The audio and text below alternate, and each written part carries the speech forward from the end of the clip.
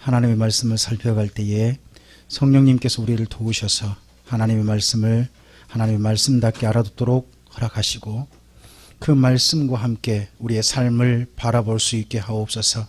그곳에서 하나님께서 기대하시고 우리를 부르셔서 우리가 건축하기를 원하시는 우리의 인생이 보여지게 해주셔서 하나님의 설계도를 따라 우리 인생을 하나하나 건축해 가는, 지어가는 우리 모두가 되게 하옵소서. 이 시간을 부탁드리오며 예수님 이름으로 기도합니다. 아멘. 봄과 겨울의 한 중간인 것 같습니다. 제일 봄이 기다려지는 때이기도 한 것 같습니다. 봄이 참 반가운 시간인데 우리 성도님에게, 옆에 계신 성도님에게 먼저 그렇게 서로에게 축복합시다. 성도님의 인생에 따뜻한 봄이 오기를 바랍니다. 한 말씀 더 합시다.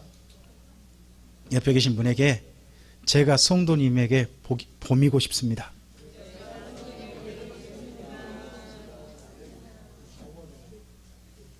우리가 우리 서로에게 봄처럼 좋은 사람들, 따뜻한 사람들, 그리고 생명을 돋게 하는 사람들, 그런 사람들이 우리들이 되었으면 좋겠습니다. 우리가 레위기를 말씀을 살펴보면서 오늘 3장 말씀에 좀 일찍 오신 분들은 보셨을 겁니다.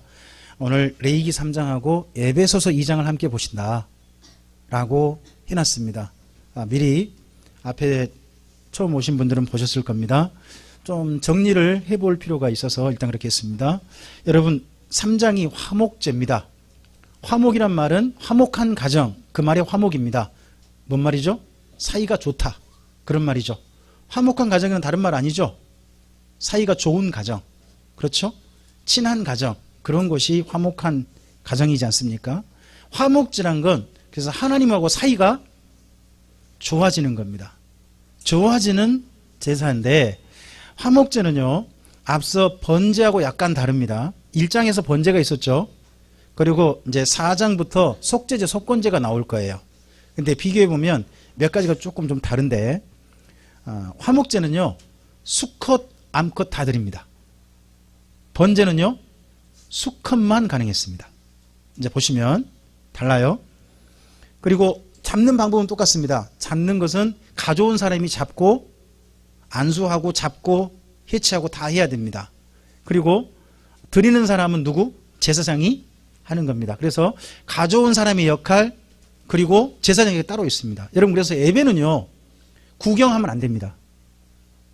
예배는 모든 사람이 하셔야 될 역할이 있는 겁니다. 뭐 어떤 분은 예배 보러 간다 그러지 않습니까? 예배 보는 사람은 예배를 드린 사람은 아니잖아요. 참여자가 아니잖아요. 예배는 다 함께 참여하는 겁니다. 여러분, 구약의 제사가 제사장이 다 하고 나머지 사람은 구경하는 그런 제사가 아니었다는 겁니다. 자기가 안수하고 잡고 해체하고 또 제사장은 제사장 역할이 제사장 역할을 하고 전체가 합력하여서 제사를 이룹니다. 그런 역할을 먼저 보셔야 되고, 그런데 화목제는요, 고기를 태우지 않습니다. 화목제는 기름만 태웁니다. 읽어보시면 기름만 태운 게 보입니다. 단 기름과 함께 하나 더 태웁니다. 콩팥. 자, 여기 보세요. 여러분 3절부터 보시면 그는 또 그 화목제의 제물 중에서 여호와께 화제를 드릴지니 곧 내장에 덮인, 내장은 빼죠. 덮인 기름과 내장에 붙은 모든 기름과 두 콩팥과 그 위에 기름 곧 허리 쪽에 있는 것과 간에 덮인 커프를 콩팥과 함께 베어내고요.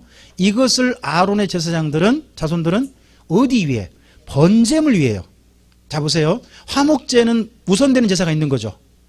먼저 무슨 제사를 드려요? 번제를 드리고 난 다음에 번제물 위에 드리는 제사가 화목제인 겁니다. 그러면 첫 번째 드릴 제사가 뭐예요? 번제를 우선 드려야 되는 겁니다. 번제 우선 드리고 그 다음에 이 화목제는요, 최종적인 제사예요.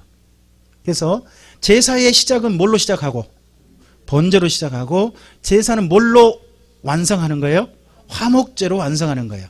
그러면 여기 읽어보면 내장도 안 태우고 고기도 안 태워요. 내장도 안 태워요. 단 속에 있는 장기 중에 뭐만 태워요? 콩팥. 이 콩팥이라는 말이 이스라엘 민족의 말로 재밌는 말이에요. 킨나라는 말인데 이 말이요, 콩팥이라는 말도 있지만요, 마음이란 뜻이 있어요. 구약 성경에 하나님께서 우리의 심장을 살핀다는 말씀 있죠. 심장. 근데 그 심장이, 우리는 마음, 심장을 이렇게 보잖아요. 근데 그건 우리나라 말로 의역해 놓은 거고요. 원래는 콩팥을 살핀다고 돼 있어요. 하나님 우리의 콩팥을 살핀다. 근데 콩팥이 뭘로 우리말로 번역된 거예요? 마음. 그러면 이 마지막으로 드려지는 제사의 완결로 드려지는 이 화목제에 기름과 함께 오직 한 장기, 뭐 콩팥, 마음이라 불리는 콩팥만 드리도록 돼 있어요. 그러면 제사에 가장 중요하게 우리가 드려야 될 건 뭐란 이야기죠? 우리의 마음이란 이야기죠. 진실한 마음 전부를, 콩팥 한쪽만 드린 거 아니에요. 마음 전부.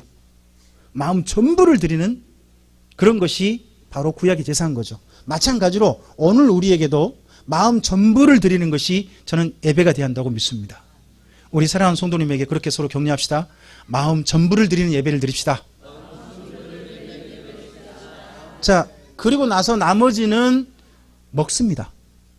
여러분, 화목제의 가장 중요한 특징은 뭐냐 그러면요, 식사예요. 제사의 끝은 뭘로 완성하는 거예요? 식사. 식사로 완성하는 거예요. 여러분, 우리 참빛교회 오전 예배가 언제 끝나요? 식사로 완성되는 거예요. 여러분, 그래서 식사 준비는요, 예배의 중요한 부분이에요.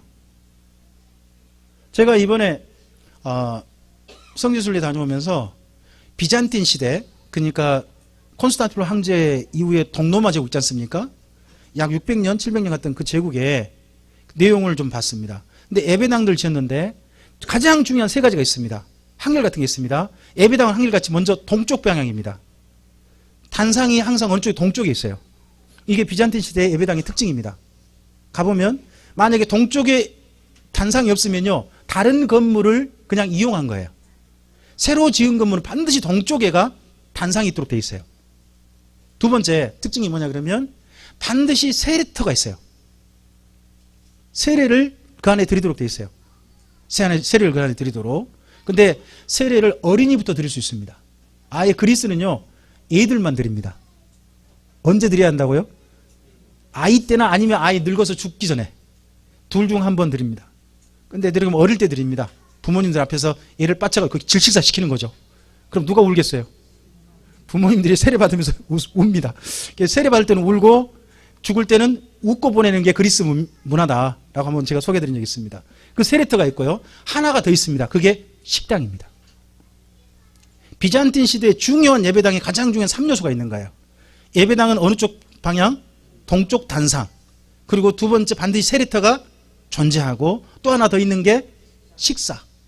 이 세 개는 반드시 구성되어 있습니다. 그래서 식사가 참 중요하게 중세 때까지 예배당이 존재한 게 보입니다. 그러니까 초기 기독교부터 뭐가 중요했다? 식사가 중요했다는 겁니다. 여러분, 식사 이름이 심지어 뭐라고 불리냐 그러면요, 사랑이라 불렸어요. 사랑. 우리 성경을 번역할 때는 사랑이라 번역하지 않고 애찬 이렇게 번역이 났거든요. 근데 그 말은 원래는요, 아가페예요. 아가페. 아가페라는 말이 사랑이잖아요. 식사 자체가 뭐라고? 이름이 사랑. 여러분, 우리 사랑하는 요존대원들이 정말 사랑으로 식사 준비하시는 거잖아요. 그죠? 그럼 우리가 뭘 먹는 거예요? 근데 사랑을 먹으면서 맛없다 맛있다 그러면 안 되는 거예요. 그렇잖아요. 사랑. 제가 그랬나요? 죄송합니다. 저는 앞으로 계속해서 맛있다고만 하겠습니다. 하여튼 이 식사 자체가 사랑이니까, 사랑으로 준비한 거니까 사랑을 대하는 겁니다. 그래서 모든 것이 완성이 사랑인데 더더구나 그 식사 속에 하나님의 사랑이 보입니다. 여러분, 거기 3절 맨 끝에 제사장이라든지 드린 사람이 식사는 하지 않지만 우리 김은영 자매가 읽어줬죠. 16절 17절 우리 다시 한번 읽어보겠습니다. 함께 읽어보죠. 시작. 제단 위에 불사를 지니 이는 화제로 드리는 음식이요 향기로운 자. 여러분, 유일하게 제사장 가운데서요, 음식이란 말이 들어간 제사가 화목제밖에 없습니다. 그러니까 하나님께서 드시는 뭐다? 음식이다. 음식이라고 표현을 했어요. 그럼 나머지 사람들은 뭐 하는 거예요? 그 중에 다른 부위를 먹는 거죠. 한 고기 중에 다른 부위를 먹는 겁니다. 내장 먹을까요? 안 먹을까요? 내장 따로 뗐잖아요. 먹는 것 같아, 아무리 봐도. 이게 내장을 태워드린 게 아니고, 그 다음에 어디 따로 버리는 것도 없거든요. 버린 내용도 없어요. 내장도 먹어도 되나? 제가 이번 읽으면서 좀 그런 생각을 해봤습니다. 근데 그 다음 또 읽어봅시다. 모든 기름은 여호와의 것이라. 계속요. 너희는 기름과 피를 먹지 말라. 이는 너희 모든 초에서 너희 대대로 지킬. 여러분, 피와 기름은 누구 거다? 하나님 거다. 왜 하나님이 일부러 하나님 거라고 표현했을까요? 예, 우리 보고 먹지 말라고요. 피와, 특히 육류의 피와 기름은 먹지 말라는 거예요. 그래서 그건 누구한테 그냥 드리면 하나님께서 내가 그까지 받을게. 나머지는 좋은 건 누구 먹고. 여러분, 옛날 조금 생각해 보세요. 전에 우리 밥상 차릴 때요, 생선 잡으면 생선 올리잖아요. 머리 누가 드셨어요? 제일 어른이 드셨죠? 왜요? 애들한테 고기 주려고요. 중간 살 주려고 하는 거였거든요. 그게 머리가 맛있어서 그런다. 물론 머리 맛있게 드신 분 저 존경합니다. 생선 머리 맛있게 드시면 존경합니다만은 그런 의미가 아니고 일부러 그걸 맛있다고 표현하면서 어두육이라 그러면 어두육이라 하면서 하시면서 일부러 머리를 드시는 거예요. 중간 몸통은 누구 주고? 얘들 주죠. 이게 누구의 마음이에요? 부모님 마음이죠. 하나님도 마찬가지예요. 똑같은 육류 가운데서 그 한 마리 잡아서 그중에 나쁜 건 누가 가져갈 테니까. 근데 좋은 부위는 누구 먹어라? 너희들이 먹는 그 제사장과 제사 드린 사람이 함께 먹어라. 이게 바로 하나님의 배려거든요. 그래서 화목제 속에 뭐가 담겨 있느냐? 하나님의 사랑이 담겨 있는 거예요. 그러다 보니까 초기 기독교의 이 식사 이름 자체를 아가페, 사랑이라고 제목을 정한 거란 말이에요. 자, 이 화목제가 제사의 완성인데 이게 사실은요, 구원의 확증이에요. 자, 방금 우리 이제 보셨던 말씀을 기억하시고 좀 가보셔야 할 때가 에베소서 2장이에요. 신약성경 우리 에베소서 2장을 좀 보시겠습니다. 자, 에베소서 2장에서 특별히 이런 단어 나오면 제가 밑줄 그라고 전에 말씀드렸습니다. 2장 2절에 그때에 나오죠. 그때에. 그리고 3절에 전에는 하고 나오죠. 자, 먼저 우리 2장 1절부터 3절까지 함께 읽겠습니다. 시작. 그는 허물과 죄로 죽었던 너희를 살리셨도다.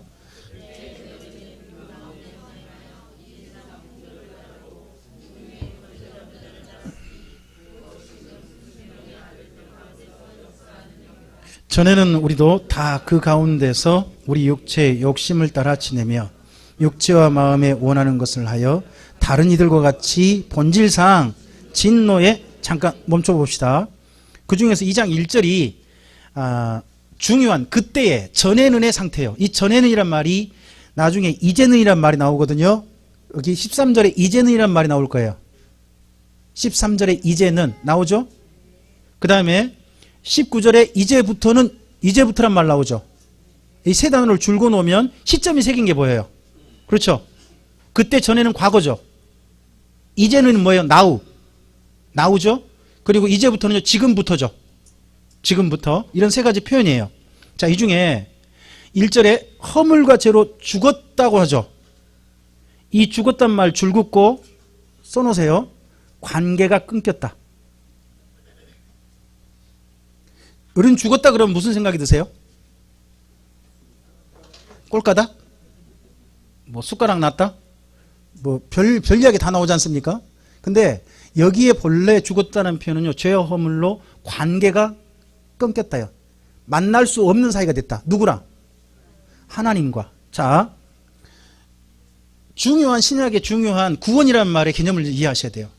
여러분, 구원이란 게 뭐예요? 예수님은 구원을 뭐라고 표현했죠? 그걸 영생이라고 표현해요. 영생. 기억나시죠? 생명, 영생이지 않습니까? 그러면 생명이신 분이 누구세요? 하나님이세요. 하나님께서 생명이신 거예요.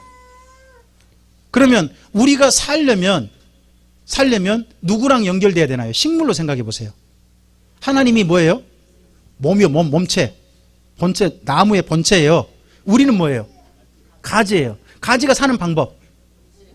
본체에 붙어 있는 거예요. 근데 지금 우리가 어떤 상태가 됐다고요? 끊어졌다는 거예요. 쉽게 말하면 여기 놓인 꽃꽂이꽃 있죠. 꽃꽂이꽃 있다면 꽃꽂이꽃 살았어요, 죽었어요?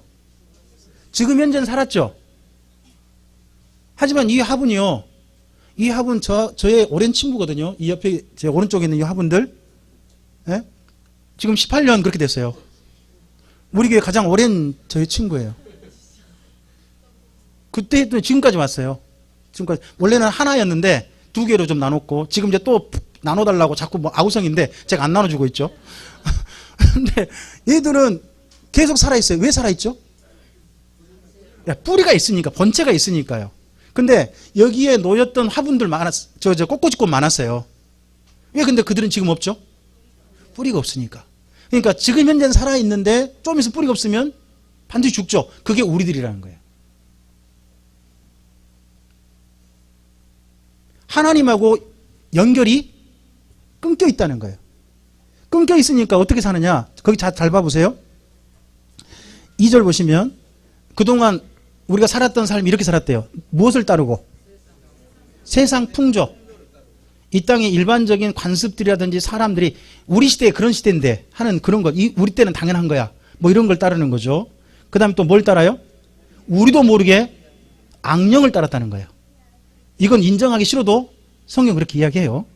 그 다음에 또 3절 보시면 뭘 따라 살아요?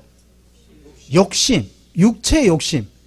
먹는 거, 마시는 거, 즐기는 거, 그리고 현대의 모든 발명품은요, 게으르고 싶은 인간의 욕망을 따라 지은 거래요. 모든 물품들은요, 인간의 모든 물품들은 좀 더 편하고 싶어서, 편하다는 말 다른 말로 하면 게으르다는 거예요. 게으르다. 게을러지고 싶어서 만들어진 거래요. 다 뭐죠? 뭐와 관련되죠? 우리의 욕심이죠. 우리 욕심과 관련된 것들 그렇게 따라 살아 지냈고, 그 다음에 또 그 육체와 마음에 원하는 거죠. 누가 원하는 거예요? 내가 원하는 거예요. 자기 인생은 누구 마음대로 살면 된다? 내 마음대로. 특별히 요즘 시대 정말 그러죠. 내가 원하는 거. 내가 원하는 거나 누가 원하는 거. 부모님이 원하는 거. 뭐 이런 걸로 우리 인생을 살았단 말이에요. 근데 그렇게 살았던 자체가 누구랑 끊겨진 증거라고요? 하나님과 끊겨진 증거래요. 쉽게 말하면 이렇게 사신 분은 1절부터 3절부터 사신 분은요, 꽃꽂이꽃 위에 꽃인 거예요. 꽃꽂이꽃이 꽃. 근데 이런 분들이 다시 생명이신 하나님과 접붙임 받을 수 있는 게 된다는 거예요. 그게 이제는이에요. 여러분 거기 13절 가봅시다. 13절부터 우리 좀 읽겠습니다. 이제는 전에 멀리 있던 너희가 그리스도 예수 안에서 그리스도의 피로, 여러분 그 중에서 가까워졌단 말을 줄거 보세요. 가까워졌다. 여러분 지난 시간에 제가 설명을 드렸는데 기억나실지 모르겠어요. 예물을 드리다. 드리다는 표현이 뭐라고 제가 말씀을 드렸죠? 예물을 드리다 할 때 드리다는 표현이 뭐다? 가까이 나아가다. 기억나세요? 그러니까 예물은 준비하는 것은요, 누구를 만나고 싶어서 하나님께 가까이 나아가고자 해서 준비하는 것이 예물인 거예요. 구약 성경은 뭐였어요? 그게? 재물이었어요. 하나님과 만날 수 없는 존재였잖아요. 그러니까 먼저 뭐를 없애야 돼요? 죄를 없애야 되잖아요. 죄를 없애고 저는 이제 하나님하고 어떻게 지내고 싶습니다. 가까이 하고 그분과 어떻게 지내고 싶습니다. 친하게. 화목제를 준비하는 거예요. 그렇게 준비해서 누구한테 가까이 가는 거예요? 하나님께 가까이 가는 거예요. 예배는 다른 게 아니에요. 예배는 누구한테 가까이 가는 거예요? 하나님께 가까이 가는 거예요. 원래 가까이 가려면 뭐가 필요해요? 가까이 갈 수 없는 우리가 그분께 가까이 갈 수 있도록 중간에 장치가 필요한 거예요. 구약에는 그게 뭐였어요? 재물이었단 말이에요. 근데 방금 거기 13절에 그 재물을 소개하고 있어요. 13절에 전에 멀리 있던 너희가 예수 안에서 무엇으로? 누구의 피로? 예수님의 피가 재물인 거예요. 구약에서 번제, 화목제, 소제 이런 것이 하나님께 가까이 나가는 사람들의 재물이었잖아요. 그럼 조금 잠깐 저를 봐보세요. 여쭤볼게요. 구약에 오늘 하나님께 제사하러 나가서 화목제까지 드렸어요. 그럼 다음에 또 나가면 번제 필요할까요? 안 필요할까요?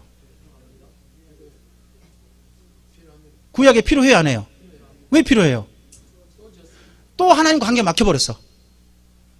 또 만날 수 없는 사이가 돼버렸어. 다시 어디서 출발해요? 다시 출발하는 거예요. 그러니까 맨날 그것을 죄를 없이 못하고 계속 반복하는 게 어디? 그게 구약이었어요. 그런데 신약에 와서 누가? 예수님이 영단번, 영원한 한 번의 제사로 하나님과 우리 사이를 길을 완전히 열어놓으셨어요. 완전히 열어놓으시고, 그리고 하나님과 우리를 뭐 할 수 있도록, 가까이 만날 수 있도록, 나아갈 수 있도록 길을 아예 열어놓으셨어요. 이 길은 다시는 막히지 않아요. 여러분, 하나님과 만나면 그분에게 쉽게 말하면 접붙임 당한 거죠. 한 번 딱 만나고서 물 만나고 끊겨버린 게 아니라 완전한 영혼이 접붙임 된 거예요.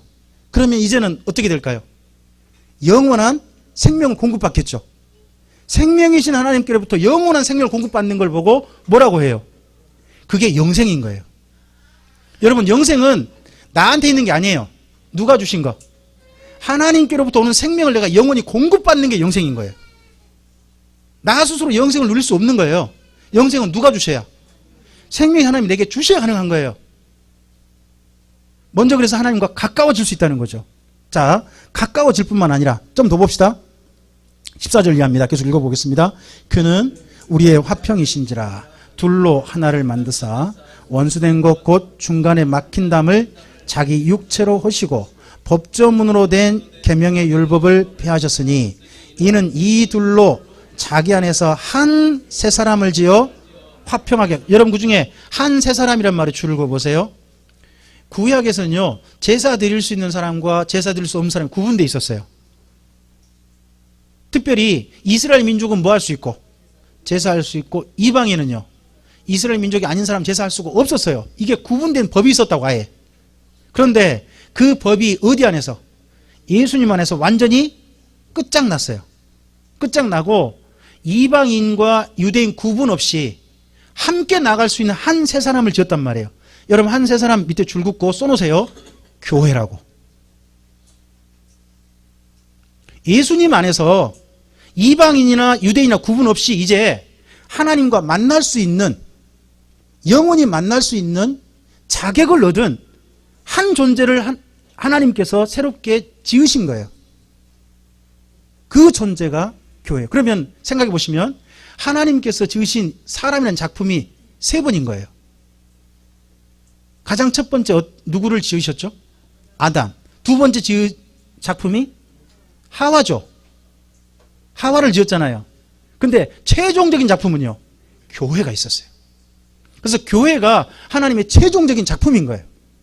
이 작품된 교회들이 그 다음 누리게 하는 게 있어요. 자, 16절부터 읽겠습니다.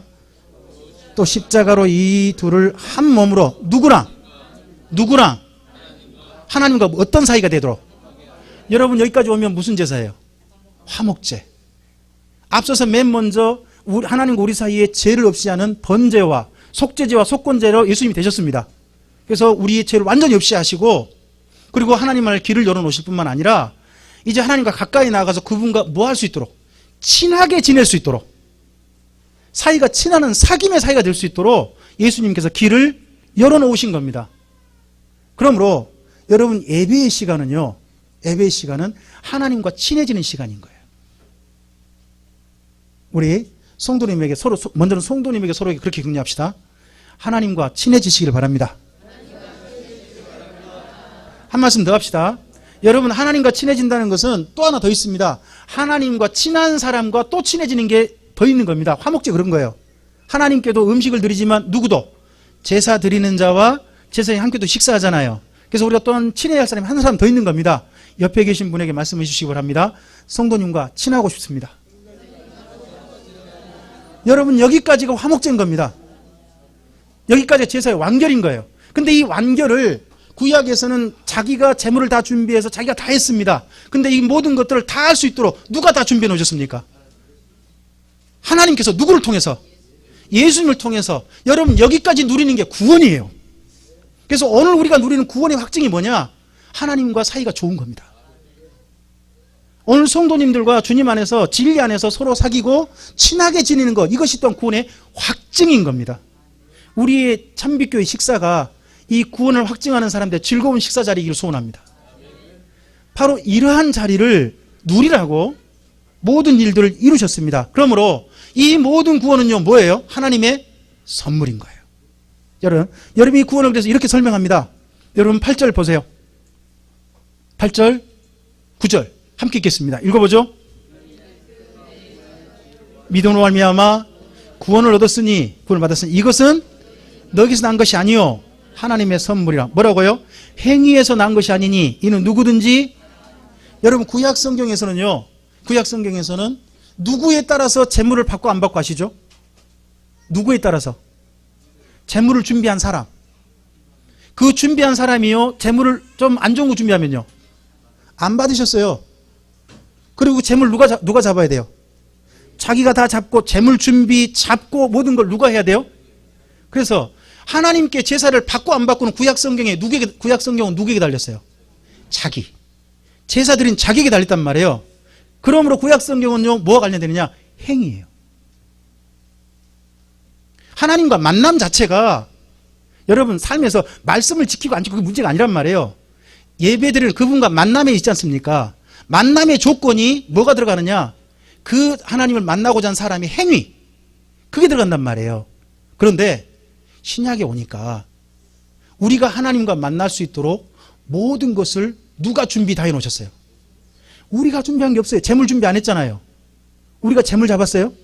아니죠. 하나님이 다 해놓으셨어요. 우리는 그걸 뭐만 하면 돼요? 믿고 예수님이 나의 뭐가 되셨다? 재물이 되셨다. 그런 예수님을 믿고 내가 하나님과 이제 어떤 사이가 될 수 있다? 만날 수 있는 사이가 됐다. 뿐만 아니라 이 만남은 끊긴다, 안 끊긴다? 안 끊긴다. 그러므로 나는 이 만남을 누리면서 하나님과 이제는 영원히 어떤 사이가 되겠다? 친한 사이. 그분과 화목한 사이가 되겠다 하는 것을 이 예배 시간마다 누리도록 부름받은 이들이 우리들이라는 거예요. 이것을 히브리서에서는 때를 따라 돕는 은혜라고 표현했어요. 때를 따라 돕는 은혜를 얻게 하여 은혜의 보좌 앞에 담대히 나아가자.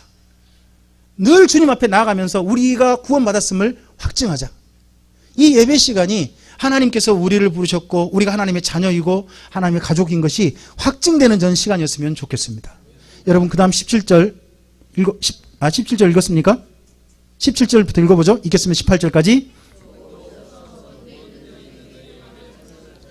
가까이 있는 자들에게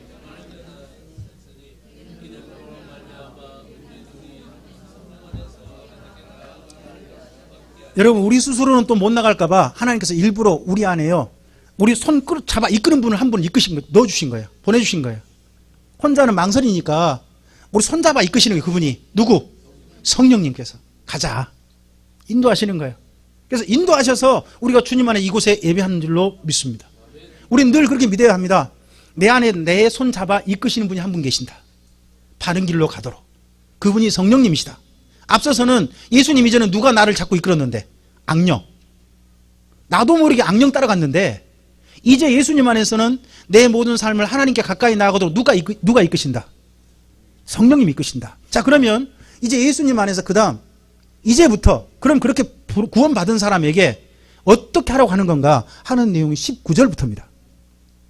19절에 이제부터라고 돼 있었죠? 그 다음 19절 읽어보겠습니다. 그러므로 이제부터 너희는 외인도 아니요 나그네도 아니요 오직 성도들과 동일한 시민이요 하나님의 권속이라. 19절 뭘 말하느냐? 우리 신분이 달라졌다는 거예요. 전 이렇게 표현했습니다. 영주권과 주민등록증.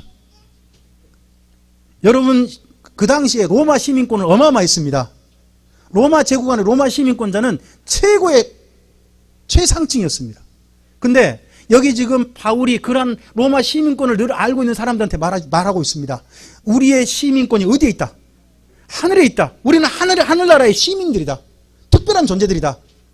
첫째는 하늘 영주권이 우리에게 있다 하는 걸 이야기하는 거고, 또 하나가 하나님의 권속. 저는 권속이란 말을 그냥 우리가 쉽게 하는 단어로 바꿨으면 좋겠어요. 가족. 권속이란 말은 지금 요즘 젊은 사람들 쓰면 잘 몰라요. 이게 가족이란 말이거든요. 우리가 하나님의 뭐가 됐다? 가족이 됐다. 다른 말로 하면 우리가 하나님 이름 안에요. 주민등록증 나온 거 있죠. 우리 아버지가 누구시라고? 하나님이시라고. 우리는 새로운 신분을 가지게 됐다. 새로운 신분을 가지게 됐다는 말이고요. 20절 계속 읽겠습니다. 너희는 선지자 터 위에 세우심을 입은 자라. 그리스도 예수께서 친히 모퉁이 돌이 되셨느니라. 그의 안에서 건물마다 서로 연결하여 주 안에서 성전이 되어가고 너희도 성령 안에서 하나님의 거하실 초소가 되기 위하여 그리스도 예수 안에서 함께 지어져 가느니라. 자, 이제부터요 우리 인생에 새로운 집을 지어야 되는 거예요. 여러분, 제가 이렇게 표현해 봤어요. 이전에 예수님 만나기 전에 우리가 지었던 우리 인생의 집은요 죄의 집이었어요. 죄와 허물을 따라 지은 집이었어요. 근데 그 집, 우리 인생의 집이 누구를 만나서 허물어졌어요? 예수님 만나서 허물어진 거예요. 허물어지고 우리 인생에 새롭게 집을 지을 터도 하나님 마련을 터. 먼저 우리 앞서서 누가 집을 지셨어요? 사도와 선지자들. 그분들이 지었던 삶을 우리가 이어받아서 우리도 그분들과 똑같은 삶으로 지어가는 거예요. 그 지어가는 집을 저는 교회라고 합니다. 우리 인생의 최종적인 설계도가 주어진 거예요. 이제 우리 인생은 새로운 인생의 집을 지어가야 됩니다. 근데 21절의 표현이 참 우리에게 좀 의미심장합니다. 그의 안에서 건물마다 서로 연결하여 주 안에 성전이 간다 그러죠. 여러분, 뭐라 그럴까? 벽돌과 벽돌이 만나서 집을 짓는 표현되지 않습니다. 건물마다죠. 그러면 우리 각자가 독립된 건물인 거예요. 우리 각자가. 이미 우리 한 사람도 뭔 거예요? 집이요, 집.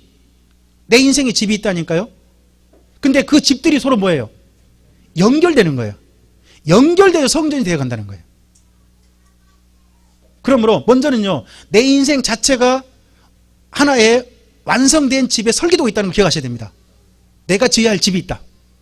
근데 내 집은 나 홀로 존재하면 안 돼요. 뭐 해야 돼요? 함께 연결하는 거죠.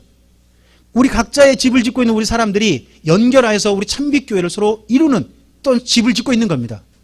자, 우리 성도님들이 그렇게 좀 서로 말씀합시다. 성도님의 집을 잘 지으시기 바랍니다. 그리고 한 말씀 더 합시다. 성도님의 집과 제 집이 연결되길 바랍니다.